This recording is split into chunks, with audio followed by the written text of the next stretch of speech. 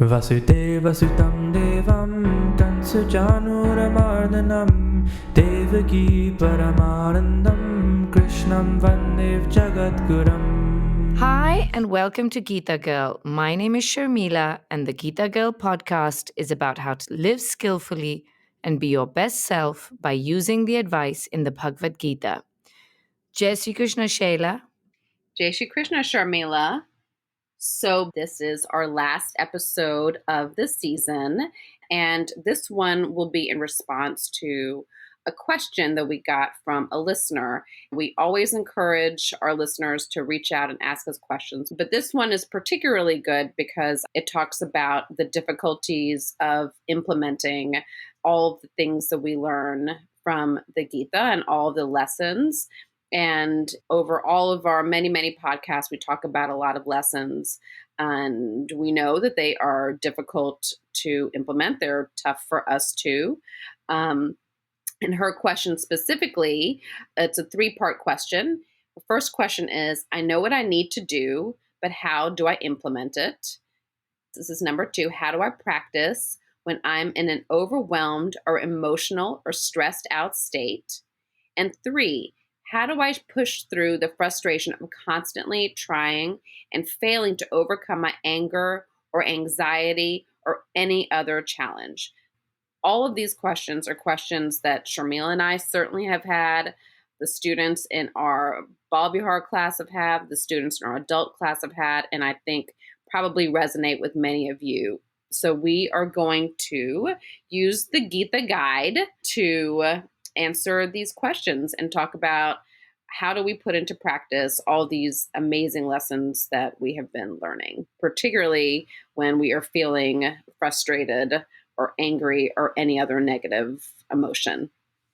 And I think this is a great topic to cover as our final podcast for this season. We can all learn from this and implement the teachings of the Bhagavad Gita because implementing is so much harder than understanding, right? Absolutely. I think it's one thing to read the Gita. It's one thing to even listen to this podcast and agree with the lessons like do your best, leave the rest, or equanimity, but they're difficult to do. And they are particularly difficult to do when you are in a negative space. And I think this is a challenge that all of us realize. And even though this is the last episode of this season, I feel like this is an episode that people can come back to periodically because growth, particularly with the Gita, is not a linear journey. I think it's something that goes up and down. So bookmark this podcast because I think it will be one that you will come back to. Lord Krishna is brilliant, obviously, because he's God. Not only does he give us advice in the Gita and skills on how to make our life so much better, but he also gives us strategies on how to implement that advice. That's right. So we're going to go through these strategies. The first one we're going to talk about today is from chapter 6, verses 35 and 36. Lord Krishna acknowledges the mind is without doubt unsteady and difficult to curb, but it can be controlled little by little through practice and dispassion and ceaselessly striving. So, what that means to me is that we have to manage our expectations and understand that we are human. We're going to try and try. Sometimes we're going to succeed. Sometimes we're going to fail. But the main thing is to keep trying. And I think anybody who has started a new exercise regimen or any new healthy habit can recognize this, right? For the most part, you probably didn't get it right off the bat. You might have exercised for 2 weeks. That was your New Year's resolution. And then in February, you stopped exercising again, only to pick it up again in March. And I think this is exactly like that. You just can't beat yourself up about it. You just have to pick yourself up, dust off, and keep trying again. And eventually it becomes a habit. But in the beginning, it can be challenging. As Krishna says, you have to just keep trying, keep at it. What works for me, I'm going to share one of my own strategies, is to set an intention every morning. And in my experience with the Gita, if you work at one thing, the rest will follow. So if you're going to say, okay, today I'm just not going to get angry, it doesn't mean internally I won't be frustrated, but I'm talking about losing control. Today, I'm not going to get out of control. I'm going to practice skillful behavior. If I do sense myself getting out of control, I will walk away. And then I will come back when I'm calm. Today, I'm going to do that. Understanding I just need to chip away at one thing, almost like a drop of water on a stone. Eventually, it's going to make an impression. So just set an intention every morning on something you want to work on and work on it.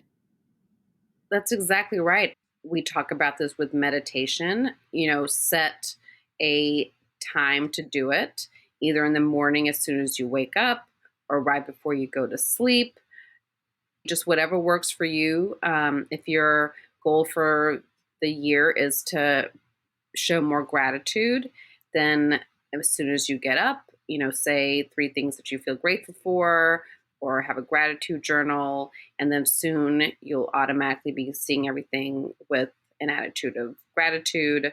And soon you'll have a meditation practice, whatever it is. I really like your idea of just setting that intention in the morning, coming in with a plan.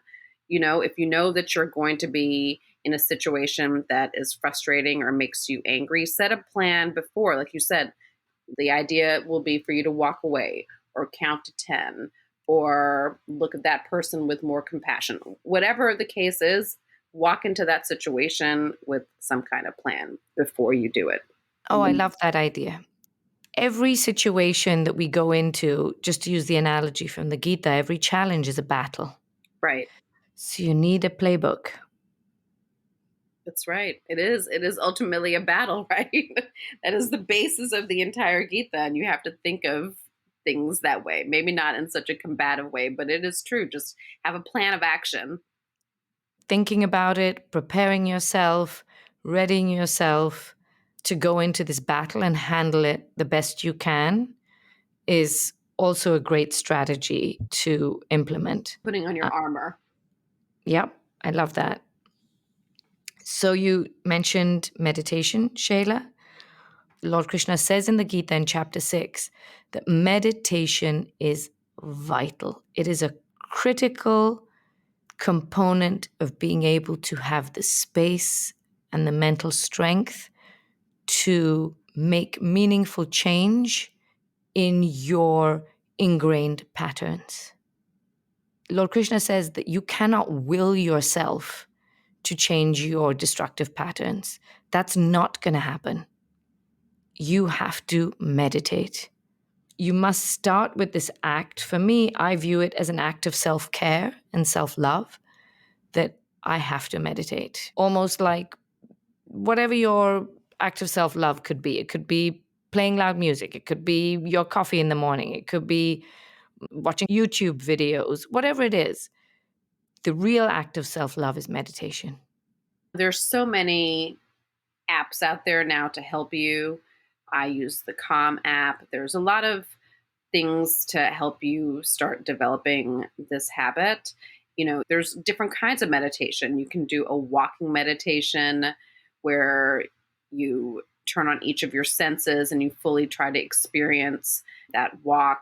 What do I hear? What do I smell? My point is, there's lots of ways to do meditation. It doesn't have to feel overwhelming, and you can just start with whatever type of meditation you want to do, and maybe start with doing it every Wednesday, and then start with doing it every Sunday and Wednesday, and then keep building it up, and soon you'll have a practice. And you made this analogy before that really stuck with me.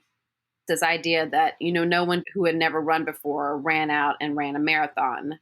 They had to run a mile first, and then a 5K, and then a 10K, and a half marathon before they were able to do a full marathon. And I think so much in life is like that. And meditation is no different. So if you are starting a meditation practice and trying to meditate every day, then it may not be successful and you might feel discouraged. So take those baby steps, set that intention and take those baby steps. But it is critical in clearing your mind so that you can make intentional, thoughtful choices. You have to have a clear space to be able to think and act in a more intentional and skillful way. So we've already discussed 3 strategies that Krishna has put forth in the Gita. Number 1, managing expectations, understanding progress comes little by little with practice and dispassion, trying not to get frustrated, understanding that you're human. Number 2, setting an intention every morning, choosing one thing to work on, chip away at it. If you work on it, the rest will follow. Have a battle plan. Make sure you go into a situation with that intention to practice whatever you want to practice skillfully. Number 3, meditation is vital. And the next one I want to talk about, which addresses the reader question about frustration. In chapter 18, verse 48, Lord Krishna says that all undertakings are tainted with defects as fire by smoke. And Shayla, you're nodding your head on On a this. podcast where nobody can see me. For me, this means the frustration, let it go, because back to point 1 about managing expectations, understand that this is the human experience. You are going to fall off the bandwagon. You are going to fall off that bicycle. All that matters is that you get back on it. Absolutely. And show yourself the same kindness and compassion you would a friend or family member who took a little stumble. You know, when somebody we care about messes up, we talk them through it. We tell them they're going to be okay. We tell them they'll make a better choice next time. Use that same sense of compassion with yourself. Absolutely. I agree with that. Talking to yourself as if you talk to your best friend. That's right. Sometimes the way we talk to ourselves, I wouldn't even talk to my worst enemy like that. 100%. And it's that dialogue in your head. You're like, oh, I can't believe I messed up. I can't believe I. Would you? I'm an idiot. I'm That's right. I mean, stupid. exactly. Would you say any of those things to your friend? And just check yourself. The words that I'm using towards myself in my head, is that the way that I would talk to somebody else? And if the answer is no, then cut it out, because it's not going to move you forward. It's not helpful. It's not encouraging. And so just give yourself a break and then start again. It's okay. One of the next points we're going to bring up is how you have to look at everything, all the choices you're making, as a constant evolution, that you're constantly evolving and you're constantly becoming a better version of the self that you were yesterday. And so think of it in that way too. I might make a stumble, but tomorrow I have another opportunity to improve myself. I've learned something from this little stumble, and tomorrow I'm going to do a little bit better. And that's okay. Move on. Self-evolution, as you just said, Shayla, is why we are here on earth, to evolve, to refine, to elevate ourselves. Lord Krishna says in the Gita in chapter 2, verses 13 to 22, which is a big section, but if you ever can read those verses, they're so profound. He says, know that this is why you're here, to evolve yourself and your soul. He says, your body is going to decay and die. This is your journey. But what is this doing to your soul? What is every choice you make doing to your karma, to your soul? And identifying with your soul, evolving yourself, is really playing a very long game and is an act of self-love. Behaving skillfully is the ultimate in self-love and self-empowerment. You mentioned this in one of our Ball Vihar classes with our high school students this year, this concept of personal evolution and looking at every choice in that way. And this has been the lesson that has stuck with me the most. And I think it's because it's so true. If you're in a position where you feel angry towards somebody, you can easily lash out. That's an easy decision to make. And sometimes we do. And that's okay. You can walk into that situation next time saying, I know this situation is going to be frustrating, but what's a choice that I can make that's going to push me further in my evolution? If I demonstrate patience in this scenario, even as difficult as that is, if I try to listen more with a person or a situation that is frustrating, if I try to show more compassion, those are all difficult things to do, but those are important lessons in my personal evolution. And if you think of every choice that way, that I have an opportunity here to learn something that's going to help me grow and become a better, more evolved person, that's such a helpful way to think of things, and you automatically start being your best self because you're constantly thinking of every opportunity as an opportunity for growth and improvement, no matter what the situation is. And on that road to growth and improvement, there are times that you'll make a stumble, but the next time you'll say, okay, it didn't work that time. I wasn't able to be compassionate in that point because I just got too angry. And then the next time you think, how can I improve myself? And then you behave better. But just that reframe of thinking about every choice as an opportunity for you to evolve and be better and grow, for me, has just been revolutionary, honestly. It's really been such a great way for me to think about life and all the millions of choices that we make on a daily basis. I love that, Shayla. And Lord Krishna talks about this in chapter 6, verses 5 and 6. He says, understand that you are your greatest friend and you are your worst enemy. It's all up to you So whether you degrade yourself or elevate yourself. That's all up to you. He says, let a man lift himself by himself. Let him not degrade himself. For you alone are your own friend, and you alone are your own enemy. And, understand that behaving skillfully is for you.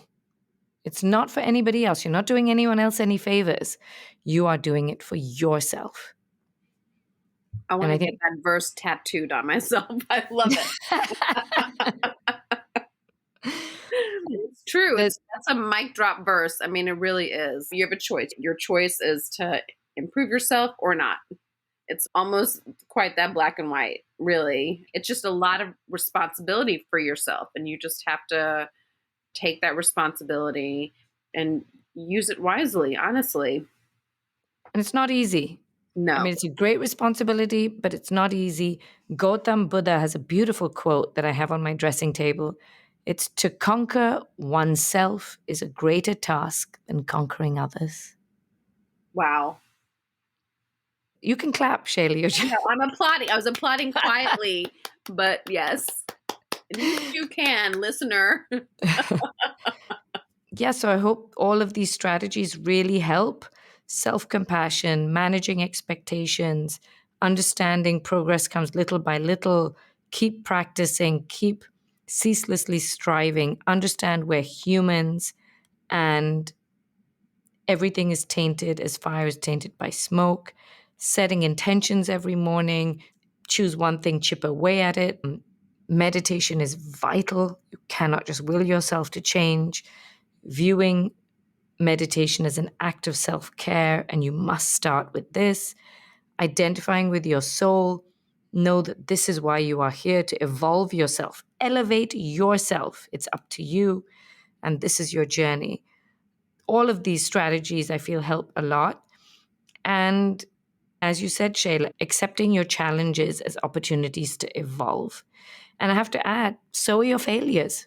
Your failures are also an opportunity to evolve. 100%. 100%. You learn from your failures too. And that And helps you push through the frustration. absolutely.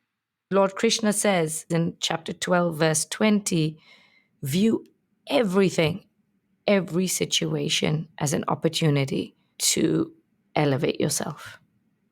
He said that's the optimal mindset to have. What a great way to end this season. And this podcast is a great punctuation on all of the episodes that we've had. There's so much packed in this. And as I said in the beginning, I think this is a podcast that you will want to come back and listen to. I already know that I will, because there's a lot of great wisdom, information, lessons, lots of delicious nuggets in this podcast. And as Krishna Das says, practice when you can. You're going to need it when you can't. It's essential to practice in calm, stable times in order to be able to have the skill set to put those skills into practice when the situation is challenging. And there's a great quote: the more you sweat in peace, the less you bleed in war. I love that.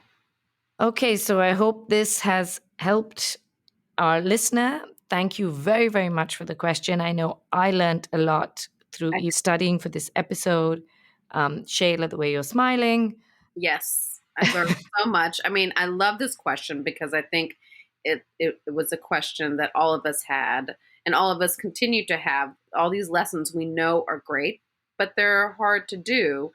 And this episode, we really distilled all the ways that you can do it and overcome those challenges and those feelings of self-doubt. We're all on this journey together. Remember, even if you have a little slip up, it's an opportunity for growth, and just keep moving forward. Just one more thing. The strategies in the Gita really, really, really work. All you have to do is just try anything once, and you'll see how much it changes and empowers you. And once you are able to practice any skill in the Bhagavad Gita, just one time, your conviction will really grow that, wow, this really works. And you'll become stronger and stronger and be encouraged to practice more. Absolutely. We wish you luck. We're on this journey with you. Have a great summer, everyone. We will see you in the fall. And thank you for listening to season 5 of Geeta Girl. We look forward to recording more episodes and connecting with you later this year. And don't forget to check us out on Facebook and Instagram at Geeta Girl Podcast.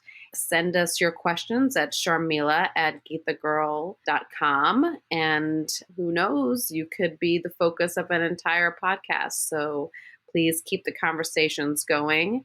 Keep listening and learning and evolving. And we look forward to being on that journey with you. Jai Shri Krishna. Jai Shri Krishna. Vasudeva Sutam Devam Kansujanuramardanam Devaki Paramanandam Krishnam Vandev Jagadguram